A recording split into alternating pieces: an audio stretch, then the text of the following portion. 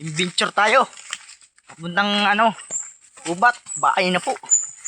So, listahin ko po yung nabili dito ni boss na nyugan.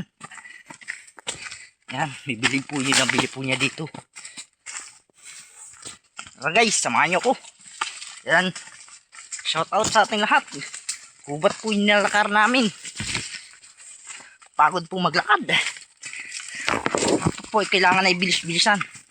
At yung kasama ko dito ang bagal lumakad. Kung saan po nagdadaan. Gusto po niya yung maligaw. Kaya pinauuna-una ko po at baka maligaw ay mahirap.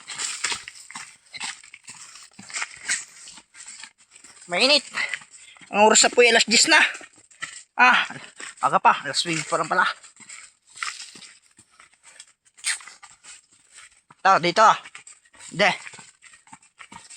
Diretso dito. Wag yan.